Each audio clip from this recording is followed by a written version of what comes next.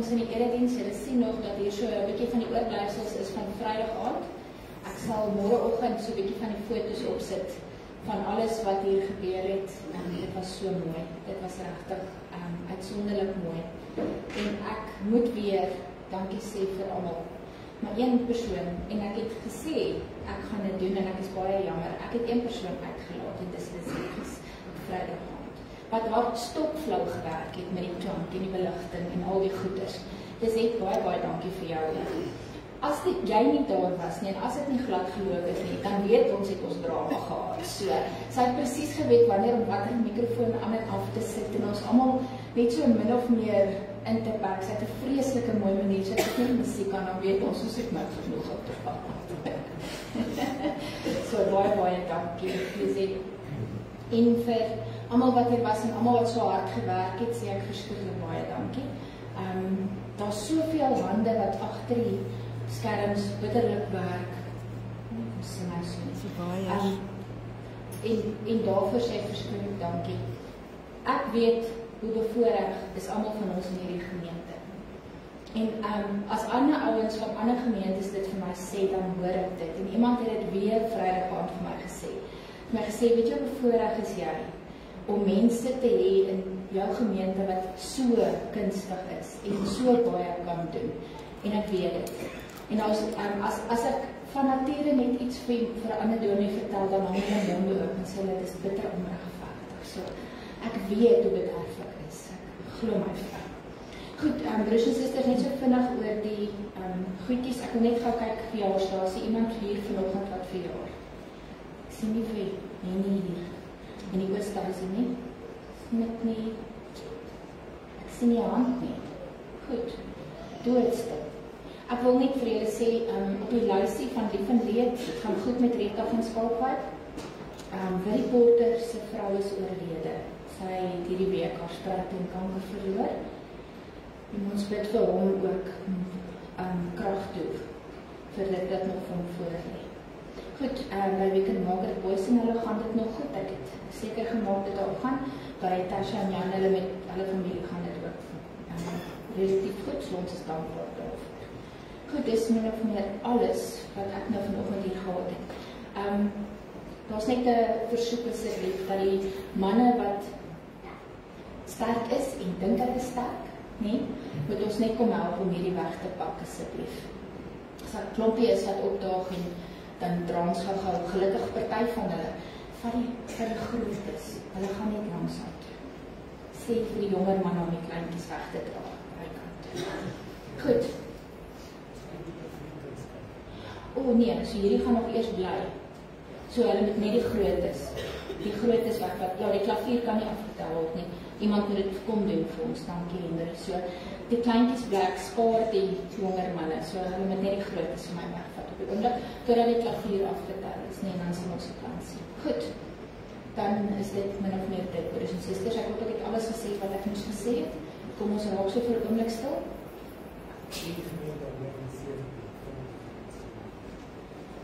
Ons het hom al gesing. Jy gaan hard sing. As ek mos nou Vrydag aand gesien, hoe kan jy soms so improviseer is die woord. So, as jy soms sal help met 117 maal het hom al gesing, definitief. Goed, broers en susters, kom ons raak so vir 'n oomblik rustig, en dan gaan ons voort met ons diens.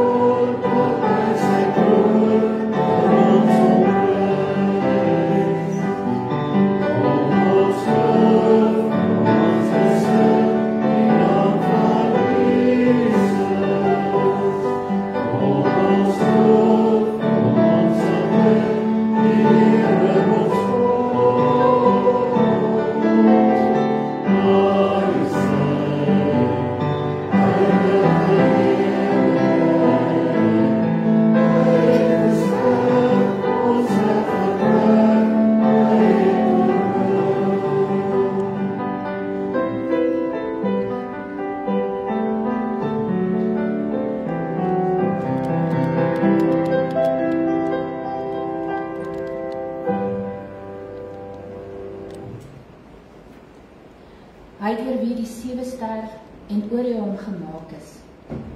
Hy wat die donker in oggendlig verander en die dag donker nag laat word. Hy wat die waters van die see roep en dit oor die aarde uitstort. Sy naam is Here. Gemeente, genade en vrede vir u van God ons Vader, van Jesus Christus die Here en van die Heilige Gees. Amen.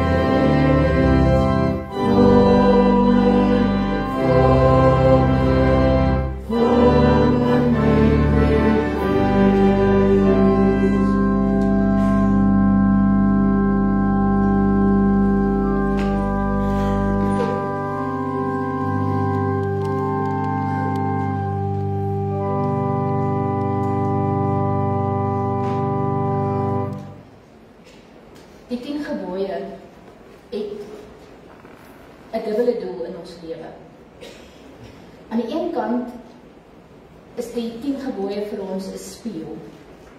Ons kyk daarin en ons besef dat ons nie in staat is om die wet te onderhou nie. En dit bring ons by die punt uit waar ons besef dat ons die genade van die Here nodig het. Maar die wet van God het ook 'n tweede doel in ons lewe. En dit is dat die wet ons aanspoor om ons vanuit die liefde van God ons te kry dat ons dit gaan nakom wat die Here van ons wil hê. En daarom sal ons dan die 10 gebooie ook sien deur die liefdesgebod. Die gebod wat vir ons sê ons moet God lief hê en ons moet mekaar lief hê. Maar waar ons vanoggend in die erediens het, gaan ons dit soos 'n spieël gebruik. En ons gaan kyk na die wet en ons gaan onsself daaraan toets. Want ons moet by die punt uitkom waar ek vir myself sê, vir die Here sê en teenoor die wêreld erken, ek is nie in staat om die wet te onderhou nie. Ek is 'n sondige mens en ek is gedurig besig om sonde te pleeg. Dit is net die genade van die Here wat my red. En ek dink vandag is hervormingssondag en een van die bene waarop hervormingssondag staan is genade alleen. En daarom dat ons vanoggend ook so 'n bietjie weer in Deuteronomium 5 na die wet van God kyk. Die Here het gesê, ek is die Here jou God wat jou uit Egipte, uit die plek van slaverny bevlei het. Jy mag naas my geen ander gode hê nie. Jy mag nie vir jou beeld of enige afbeelding maak van wat in die hemel daarbo, of op die aarde hieronder, of in die water onder die aarde is nie. Jy mag hulle nie vereer of dien nie, want ek, die Here jou God, hy is onverdeelde trou aan my. Ek reken kinders die sondes van hulle vaders toe, selfs tot in die 3de en 4de geslag van die wat my haat. Maar ek betoon my liefde tot aan die 1000ste geslag van die wat my lief het en my gebooie gehoorsaam. Jy mag die naam van die Here jou God nie misbruik nie, want die Here sal diegene wat sy naam misbruik nie ongestraf laat bly nie. Jy moet die Sabbatdag so deurbring dat jy dit heilig hou, soos die Here jou God jou beveel het. 6 dae moet jy werk en alles doen wat jy moet, maar die 7de dag is die Sabbat van die Here jou God. Dan mag jy geen werk doen nie, nie jy of jou seun of dogter of man of vrou wat vir jou werk nie, ook nie jou bees of donkie of enige dier van jou, of die vreemdeling by jou nie, sodat jou werksmense kan rus soos jy.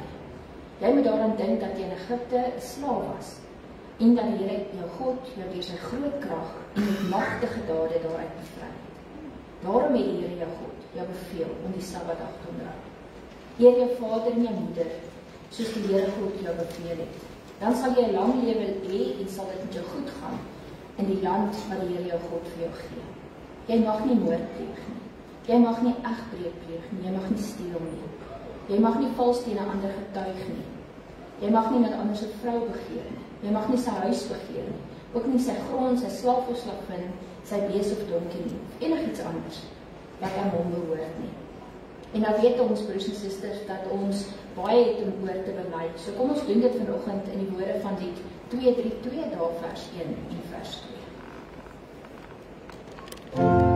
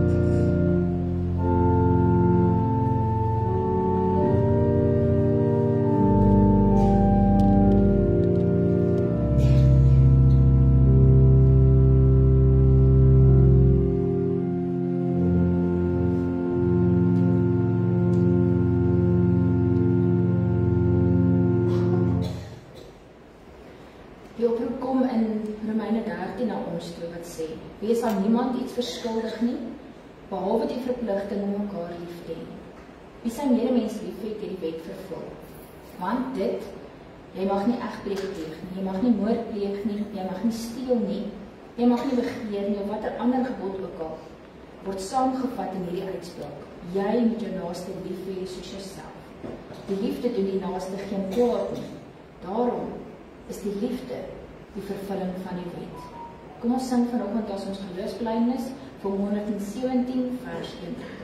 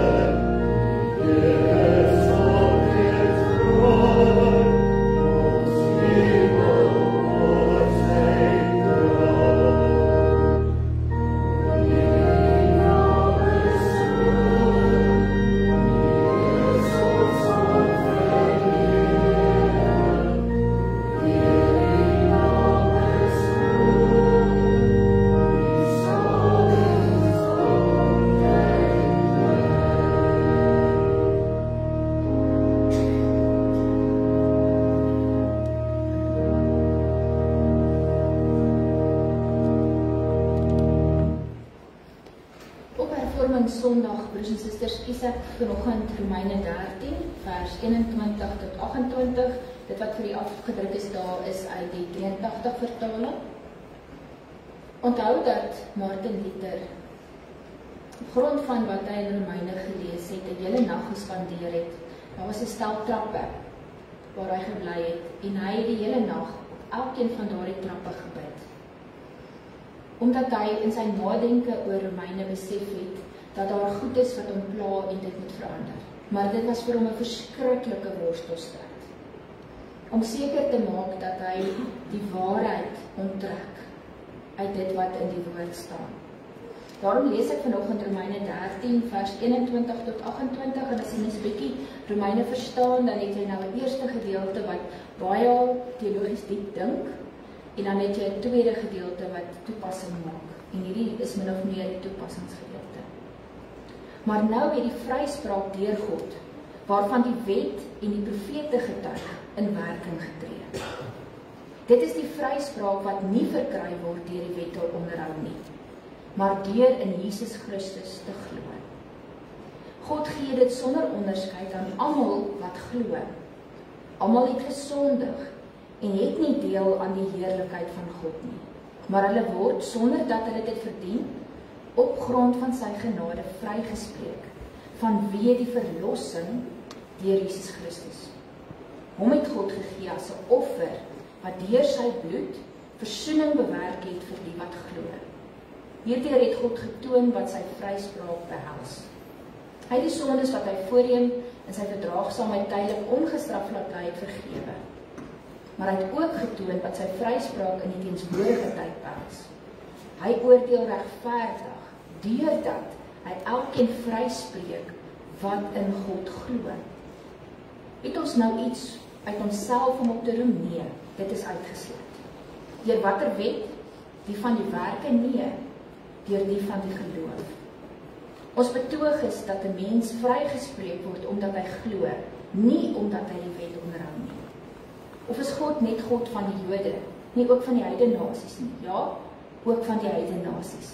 Want daar is net een God. Hy sal die besnedenis deur die geloof en die onbesnedenis deur dieselfde geloof vryspreek. Hef ons dan deur die geloof die wet op? Beslis nie. Ons laat die wet juis tot sy reg kom. Ons lees vanoggend so ver, broers en susters, gelukkig is elkeen wat hierdie woorde hoor en net hierdie woorde gaan leef. Het jy al agtergekom dat mense in die media kry dat 'n advertensie tot vervelings toe gespeel word? Ek het myself al gekry dat ek my oë begin rol as die eerste noot van advertensie wegtrek, want dan weet ek wat kom. En jy luister nie meer nie. Jy hoor nie wat hierdie advertensie vir jou sê nie. En toe raak hulle baie slim. Het julle al gesien dat 'n advertensie skielik dan verander? Hy word verkort of hy verander 'n bietjie. En skielik luister jy weer wat daar gesê word. Nou dit werk nogal so met teksgedeeltes ook. Dat 'n mens sekere teksgedeeltes of sekere konsepte in die geloof, jy weet dit, maar jy hoor dit nie meer nie. En dan is dit partymal nodig dat 'n mens 'n nuwe stukkie insig bybring. Of dit net op 'n slag anders sê of anders hoor, om te verstaan wat dit eintlik wil sê. Dat 'n mens nie, soos wat 'n mens baie keer op sosiale media maak, weet jy, die vingertjie rol ons net so verby. Dat jy by die belangrikste goed in die lewe verby rol nie. En dit is wat ons vanoggend gaan doen. Dis nie 'n teksvers nie, dis 'n konsep. Waarby ons vanoggend weer vir 'n oomblik gaan stil staan, die belangrikste konsep van die hervorming, en dit is uit genade alleen. Is ons gered deur die verlossing van Jesus Christus. Martin Luther het met sy 95 stellings beswaar gemaak daarteen dat mense gedink het hulle kan hulle sondes afkoop of hulle kan iets doen om hulle self gered te kry. En op grond van dit het daar 'n hele beweging begin waarvan ons vandag deel is. En dit is die hervorming. Ek wil vir julle een vers weer herhaal. Dit is eintlik 2 verse, maar hulle gaan saam, 25 en 26. Luister mooi wat hy sê. Hom het God gegee as 'n offer wat deur sy bloed versoening bewerk het vir die wat glo. Hierdeur het God getoon wat sy vryspraak behels. Uit die sondes wat hy voorheen in verdraagsaamheid tydelik ongestraf bly het vergewe. Maar hy het ook getoon wat sy vryspraak in die teenswoordige tyd behels. Hy oordeel regverdig deurdat hy elkeen vryspreek wat in Jesus glo. Hierdie laaste stuk is my verskriklik belangrik. Sy oordeel is regverdig omdat hy elkeen vryspreek wat in Jesus glo. Nou loop niemand van ons ooit weer met die gedagte dat ons onder die oordeel van God staan nie. Hier staan, jy's vrygespreek omdat jy dit wat Jesus vir jou gedoen het volledig aangeneem het en in hom glo. En ek gaan nou nog weer die argument ook maak dat selfs geloof is 'n geskenk van God. So dit kom alles van God se kant af. En al wat ons moet doen is, ons moet net ons hande uitsteek en daarin vashou. En ons is vrygespreek van die oordeel van God en onder die redding van God en deel van die koninkryk. Hier is 'n belangrike frase dat God Jesus Christus gegee het as die offer. Sy bloed is die versoening. Sy offer het versoening gebring tussen God en mens. En ons het al baie dit gehoor, maar kom ons dink vandag daaroor, wat beteken hierdie daar? En hooplik sit ek so 'n stukkie insig by wat nie baie van ons al gehoor het nie en wat vir my besonder was om daaroor te dink. Daar's 2 aspekte wat hier onderstreep word. Die eerste een is dat Jesus is die manier waarop God sy versoening na die aarde toe bring. Hy kies om sy seun te stuur, om sy seun die middelpunt van die geskiedenis te maak. Alles het tot daar gewerk en alles werk daarvandaan verder. En ons kyk na ons wêreld op hierdie oomblik en ons lewens presies daardeur. Jesus as die middelpunt van ons lewens en ons wêreld is die bril wat ons opsit wanneer ons na ons wêreld kyk. Alles gebeur omdat Jesus Christus die wil van God nagekom het. En daardie wil van God was om sy seun te gee sodat elkeen van ons gered kan word. Daaroor moet ons geen twyfel hê nie. Dit was die manier wat God gekies het om finaal met die sonde en die dood af te reken. En dis aspek nommer 1. En op grond daarvan kan ons dankbaar en nederig leef. Jou dankbaarheid jou nederige lewe, jou gehoorsame lewe, is nie wat jou red nie. Dis jou antwoord op wat God vir jou gedoen het. Die tweede verband hier is vir my baie aangrypend. En Paulus, wat 'n geleerde was in die Joodse geloof, en al die Jode rondom hom, het hierdie ding reg gehoor. Maar vir ons vat dit so 'n bietjie van 'n verduideliking voordat ons hom so hoor. Hy het gesê, die offer wat deur sy bloed versoening bring. En dadelik sou elke Jood gedink het, terug in die Ou Testament, daar waar die ark van die Here in die tent gestaan het, in die allerheiligste. Bo op hierdie ark, wat nou met goud beslaan is, nee? En wat die gerafs gehad het, wat met hulle vlerke so toegemaak het, daar tussen hulle vlerke, was daar 'n stoel gewees, 'n sitplek. Daardie sitplek word die sitplek van genade genoem. En op die groot versoeningsdag, wanneer die hoëpriester een keer per jaar, en dis op die groot versoeningsdag, in die allerheiligste ingegaan het, dan was dit om ook die bloed van die offer wat hy nou net gemaak het, te sprinkel op hierdie sitplek. En ons word dit 'n seat of mercy genoem. In Afrikaans kan ons maar net gewoon sê 'n sitplek of 'n stoel van genade. En die Jode het geweet, daardie stoel van genade het vir hulle die betekenis dat God het hier tussen hulle kom sit. God het tot by hulle gekom om aan hulle sy genade te bewys op grond van die offer wat nou net gebring is. Te midde van die ander goed wat geoffer is, was daar 2 bokke. Die een is geoffer en dis daardie bloed wat gesprinkel is. Die ander een is die sondebok genoem. En hy is uit hierdie kamp uitgejaag in die woestyn in. En hy het die sonde van hierdie kamp vir die hele jaar het hy saam met hom uit die kamp uitgevat. Weg uit die kamp uit, sodat hulle die genade en die vergifnis van die Here ervaar. Dit sal elke Jood onmiddellik gedink het as hy hierdie woorde gehoor het van die offer wat deur sy bloed versoening gebring het. As ons nou teruggaan na Jesus toe. Jesus se offer was eenmalig. Dit hoef nie een keer 'n jaar te gebeur nie. Dit was finaal. Deur sy bloed en sy lewe het hy vir ons finaal versoening en vergifnis gebring. En daarom kan ons vandag sê, en moet ons dit sê, in ons lewens en in ons wêreld, het Jesus Christus vir ons die sitplek van genade van God geword. Dis die kontakpunt tussen ons en God. Dis God wat hier tussen ons kom staan en kom sit het. En vir ons gesê het, finaal het ek vir julle gedoen wat nodig was sodat julle gered kan word. Dink 'n bietjie oor hoe hierdie sitplek van genade vir jou en my lyk. Seat of mercy, sê die Engels. Hierdie sitplek van genade. Jesus was tegelijkertijd, en dis die ander ding wat ons moet verstaan, hy was tegelijkertijd die offer, met sy bloed, sy lewe gegee. Hy is ook die sondebok, wat die sonde finaal weggedra het, wat het weggeneem het uit ons lewens uit, sodat ons nie meer as gevolg van ons sonde gestraf word en die dood verkry nie, maar kan lewe in die naam van die Here. En Jesus het dit gedoen omdat sy Vader dit gekies het, dis sy wil, en omdat hy tot op die einde toe getrou was aan die wil van die Here.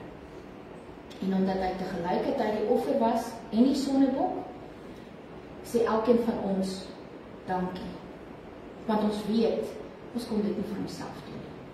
Alleen die Seun van God kon dit vir ons doen. En dan kom hierdie ding by van geloof. Om te glo is om deel te wees van die redding, is om seker te wees dat jy versoen is. Maar selfs jou geloof is nie iets wat uit jouself uitkom nie. Dit kom van God af. Kan jy sien wat hierdie sitplek van genade in elkeen van ons lewens beteken? Dit beteken, jy is gered, jy is verlos, jy het 'n nuwe lewe. Jy is op pad na die koninkryk van God, jy is reeds deel daarvan, na die volheid van die koninkryk is julle pad. En dit alles omdat God wil, nie omdat ons wil nie. En al wat die Here van ons vra is om te sê, ja Here, uit die genade alleen. En om dan die wet te gaan gebruik as die riglyn waar volgens ons dankbare lewe gaan leef. Die Here vra nie van ons die onmoontlike nie. Hy het vir ons alles gedoen. Hy het daai sitplek van genade in jou lewe kom neersit. En hy verskuif hom nie. En elke keer as jy besef daardie sitplek is in jou lewe, dan bedink jy al hierdie goed wat die Here vir jou gedoen het. En dan kies jy van vooraf om die Here te dien, om sy wet na te kom, om sy liefde te leef. Jesus wat tegelijkertyd vir ons die offer was en die sondebok wat die sonde wegdra het. En God se wil is dat ons genees word, dat ons herstel word, dat ons vergewe word, dat ons so lewe. Dit is God se wil vir ons. Daarom dat ek elke keer as ek oor God se wil praat, vir julle sal sê, God se wil is liefde. En dit sien ons oor en oor. As ons net baie mooi gaan bedink wat God vir ons gedoen het. Jesus Christus is die sitplek van genade in ons lewens. Hy is daardie ontmoetingsplek in jou lewe wat God gebruik om tot by jou te kom. Die vraag wat ons vandag vir onsself moet afvra is, nou dat ons weet hierdie goed, maar nou dat ons dit weer weet, en nou dat ons hierdie beeld het van hierdie sitplek in my lewe waar God met my kom kontak maak, waar hy sy genade aan my kom bewys, wat maak ek hiermee? Wat maak ek met die feit dat ek heel is, en dat ek herstel is, en dat ek vergewe is? Nie nog vergewe word nie, jy is vergewe. Jy lewe met Jesus Christus en sy sitplek in die middel van jou lewe. Wat maak ek daarmee? Hoe gaan ek hier uit? En hoe gaan kyk ek na die wêreld en gaan kyk ek na my lewe en hoe tree ek op teenoor ander mense wat ook soos ek vergewe is en onder die genade van God staan? Hoe gaan leef ek 'n lewe van dankbaarheid? Dit begin deur elke oggend wat jy opstaan, jouself te herinner aan hierdie sitplek wat in die middel van jou lewe is. En God wat sy genade oor en oor aan jou kom bewys. En God wat jou kom ontmoet daar in jou lewe, in jou dag. En dan vra jy vir jouself, hoe kan ek hierdie genade en hierdie liefde wat onverdiend vir my gegee word, hoe kan ek dit gaan leef? Dit vat 'n bietjie ook die oordeel in ons koppe weg, nee. Want ons kan nie daar buite gaan en mense gaan oordeel op grond van menslike maatstawwe. Terwyl God, wat met goddelike maatstawwe ons absoluut kan oordeel, kies om dit nie te doen nie. Dit verander hoe ek na mense kyk. Want God het, of hulle dit nou wil weet of nie, 'n sitplek van genade ook in hulle lewens neergesit. En dit is vir hulle om dit te kies of dit nie te kies nie. Om ja te sê of nie ja te sê nie. Maar ek moet teenoor hulle optree, soos iemand wat bewus is van die sitplek van genade in my lewe. En mense moet as hulle ons sien, ons hoor, kyk wat ons doen, iets van daardie genade en daardie sitplek kan raak sien. In die manier wat ek optree en praat en liefhet en vergewe en dankbaar is.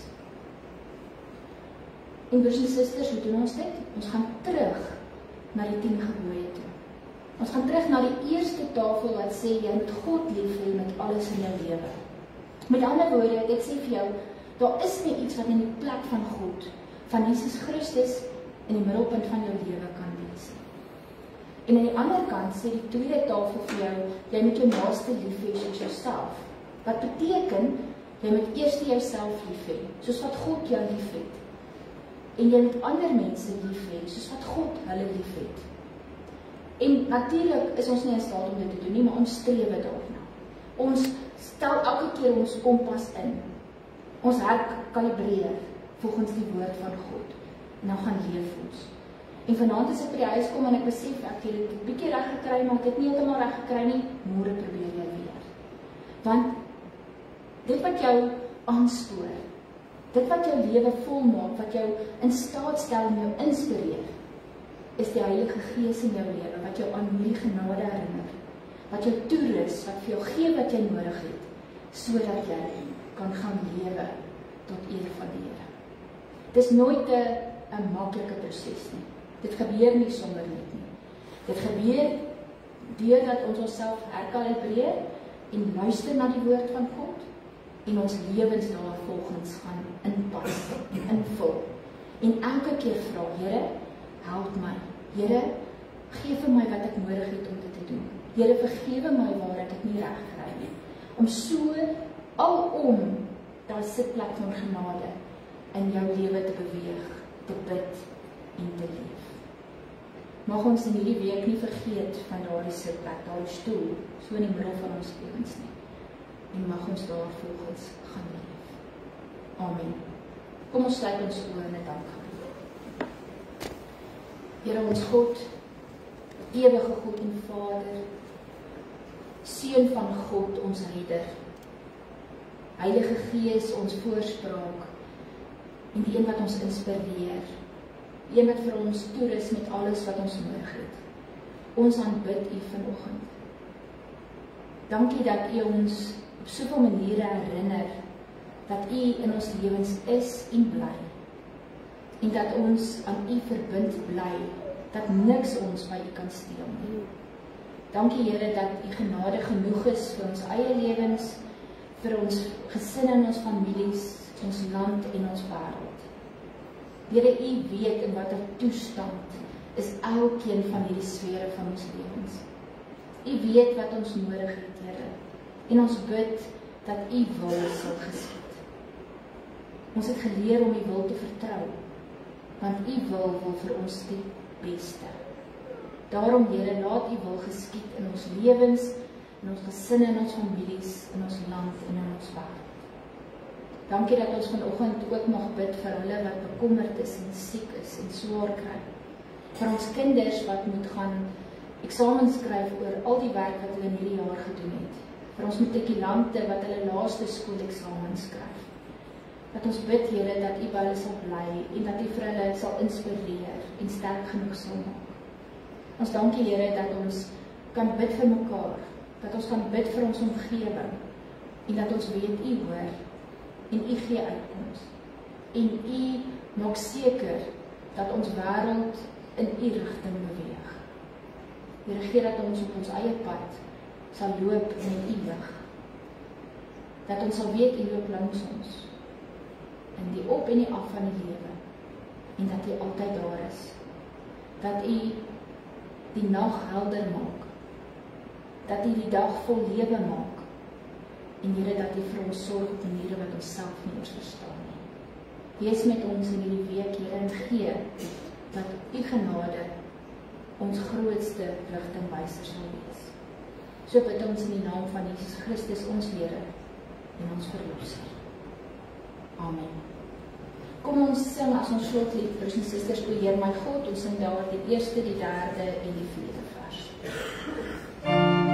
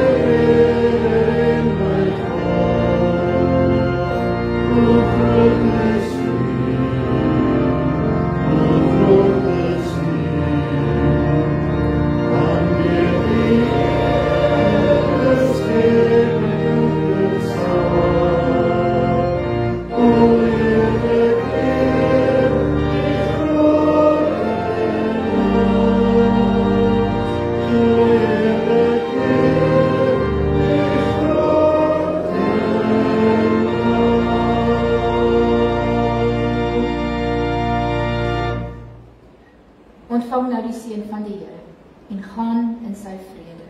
Die genade van ons Here Jesus Christus, die liefde van God en die gemeenskap van die Heilige Gees sal by u elkeen wees.